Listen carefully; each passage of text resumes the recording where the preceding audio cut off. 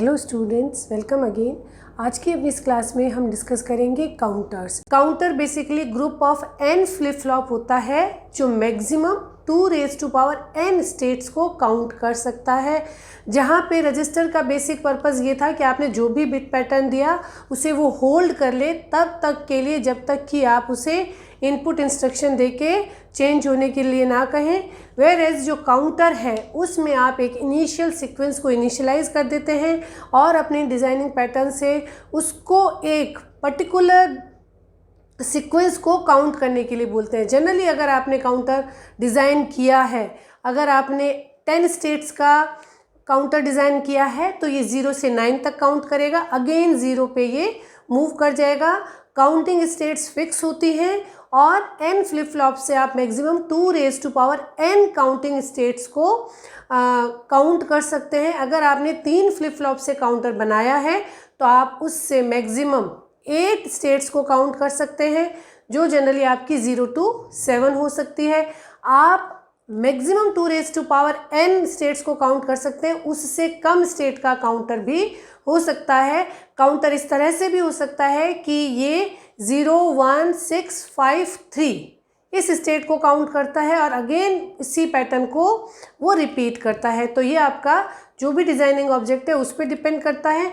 हम सिंपली ये पढ़ते हैं कि काउंटर किस किस तरीके से बन सकते हैं, उनकी क्या बेसिक कैरेक्टरिस्टिक्स हैं और जो भी इम्पॉर्टेंट टाइप के काउंटर्स हमसे बार बार एग्ज़ाम में पूछे जाते हैं उनको हम डिस्कस करेंगे। फिर उसके बाद हम डिज़ाइन ऑब्जेक्ट में डिटेल में काउंटर डिज़ाइनिंग को भी डिस्कस करेंगे, जिसमें हमें कहा जाएगा कि ऐसा काउंटर मोड 7 काउंटर आप डिज़ाइन कीजिए using JK flip flop that counts 1 6 3 4 2 0।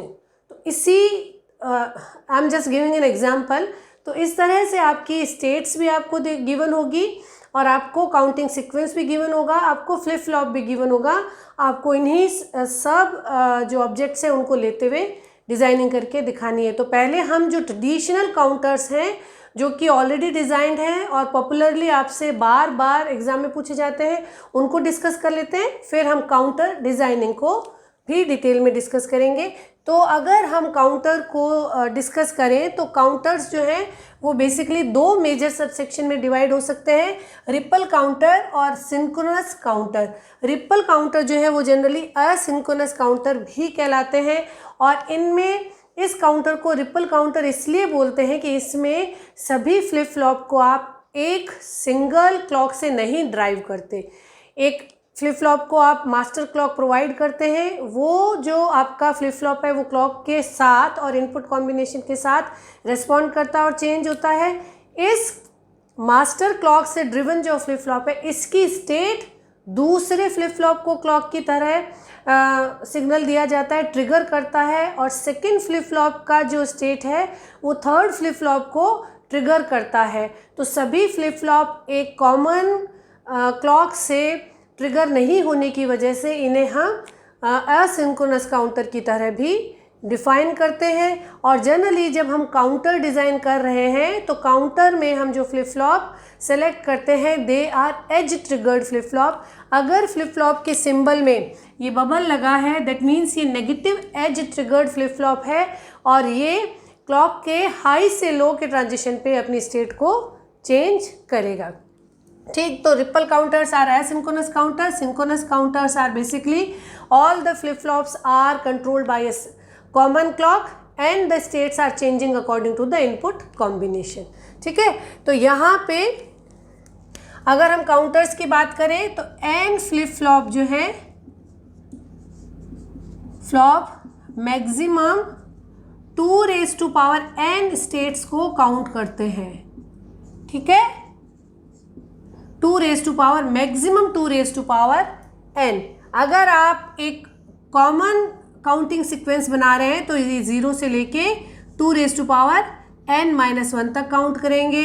अगर आपका 4 फ्लिप फ्लॉप का काउंटर आपने बनाया है that will count 0 to 15। Okay, और कितनी स्टेट्स, नंबर ऑफ स्टेट्स को ये काउंट करता है उसे हम मोड ऑफ काउंटर कहते हैं। जैसे कि अगर आपको कहा जाए कि मोड 8 काउंटर दैट मीन्स ये 8 स्टेट्स को काउंट करेगा। मोड 10 काउंटर, अगर आपको कहा जाता है मोड 10 काउंटर, तो ये 10 स्टेट्स को काउंट करता है। जो यू अगर सिंपल सीक्वेंस को काउंट कर रहा है तो 0 से 9 हो सकती है, वो कुछ और भी हो सकती है, ठीक है, इस तरह से। लेकिन टोटल जो इसकी काउंटिंग स्टेट्स है जिसके बाद वो रिपीटेड काउंटिंग करेगा वो 10 होगी। और मोड 10 के काउंटर को बनाने के लिए आपको कितने फ्लिप फ्लॉप चाहिए होंगे? 10 नंबर डिजिट्स को आप अगर रिप्रेजेंट करना चाहते हैं तो एटलीस्ट आपको 4 फ्लिप फ्लॉप चाहिए होंगे, क्योंकि 3 फ्लिप फ्लॉप से आप मैक्सिमम 8 स्टेट्स ही कैलकुलेट कर सकते हैं। 10 स्टेट्स या मोड 10 काउंटर बनाने के लिए आपको 4 फ्लिप फ्लॉप चाहिए होंगे। तो ये भी ऑब्जेक्टिव में पूछे जा सकते हैं, ठीक। इसके बाद में हम बहुत ही पॉपुलरली पूछे जाने वाला रिपल काउंटर डिस्कस करते हैं।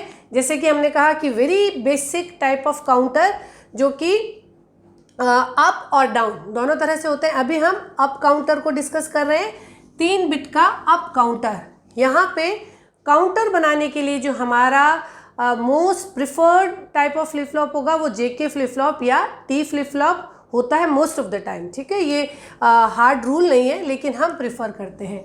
यहाँ पे आप ये देखिए कि 3 बिट काउंटर है। 3 बिट काउंटर मतलब इसकी स्टेट्स जो है वो 000 से लेके 111 तक। ये 3 बिट का काउंटर जो है वो टोटल 8 स्टेट काउंट करेगा। और अगर आप नॉर्मल सीक्वेंस को फॉलो अप कर रहे हैं तो ये 0 से लेके 7 तक काउंट करेगा। काउंटिंग पैटर्न 000 से 111 रहेगा, फिर क्लॉक आते ही वापस 000 पे मूव कर जाता है, ओके, ठीक। तो काउंटर जो है वो एक फिक्स पैटर्न को काउंट करता है, हर क्लॉक के साथ उसकी स्टेट उस बिट पैटर्न पे जाती है और रिपीटेडली वो उसको काउंट करता रहता है हर क्लॉक के अराइवल पर। तो अगर आपने 3 बिट रिपल काउंटर बनाया है तो उसमें 3 जेके फ्लिप फ्लॉप लेंगे आप। यहाँ ध्यान दीजिए कि हर फ्लिप फ्लॉप का जे और के वीसीसी से जुड़ा हुआ है। VCC means 1, they all are high. ये आपका JK flip flop toggle state में आपने इसको सेट कर दिया। जब भी क्लॉक आएगी ये अपनी प्रीवियस स्टेट से टॉगल हो जाएगा। जेके फ्लिप फ्लॉप में जब बोथ इनपुट्स हाई रहते हैं तो वो हर क्लॉक के अराइवल पे अपनी प्रीवियस स्टेट से टॉगल कर जाता है। और यहाँ देखिए कि इस फर्स्ट फ्लिप फ्लॉप को मास्टर क्लॉक जो है वो कंट्रोल कर रही है, ट्रिगर कर रही है। इस फ्लिप फ्लॉप का जो आउटपुट है वो सेकेंड फ्लिप फ्लॉप को ट्रिगर कर रहा है, क्लॉक की तरह सिग्नल दे रहा है। और इसका जो क्यू है, जो स्टेट है प्रेजेंट स्टेट, वो थर्ड फ्लिप फ्लॉप को ट्रिगर कर रही है, ठीक है। ये अगर आपके 3 बिट रिपल अप काउंटर का, अप काउंटर में देखिए क्यू जो है हर फ्लिप फ्लॉप का क्यू जो है वो नेक्स्ट फ्लिप फ्लॉप के लिए क्लॉक का काम कर रहा है। अब देखिए कि अगर इनिशियली अगर आपका काउंटर 000 पे सेट था तो हर क्लॉक के साथ, हर क्लॉक के नेगेटिव ट्रांजिशन पे आपका जे सी जो है, जे सी और के सी क्योंकि 1 है तो Q C that is basically C, हर क्लॉक के साथ ये टॉगल करता जाएगा अपनी प्रीवियस स्टेट से। तो अगर इनिशियली ये आपके 000 थे तो नेक्स्ट क्लॉक के अराइवल के बाद नेक्स्ट स्टेट में ये 1 हो जाएगा।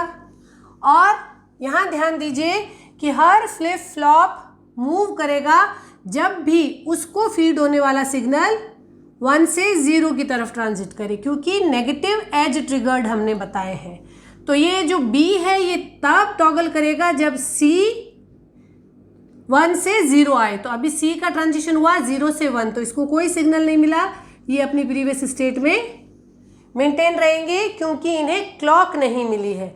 जैसे ही नेक्स्ट क्लॉक आई ये आपका 1 से 0 हो जाएगा। यहाँ ध्यान दीजिए कि जब C 1 से 0 हो रहा है, C में जब ट्रांजिशन हो रहा है, QC जब आपका 1 से 0 हो रहा है तो ये B के लिए क्लॉक का काम करेगा, negative edge triggered, high to लो।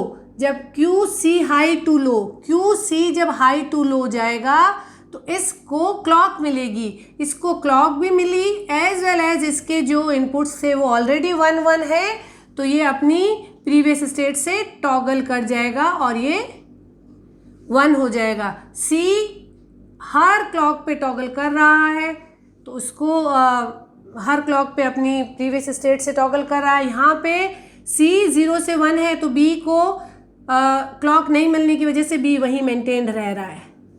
ठीक, फिर क्लॉक आई, C जो था वो टॉगल कर गया। अब जब C 1 से 0 गया तो ये C जो है ये B के लिए क्लॉक का काम कर रहा है। B को क्लॉक मिलेगी मीन्स B टॉगल होगा। B 1 से 0 हो गया।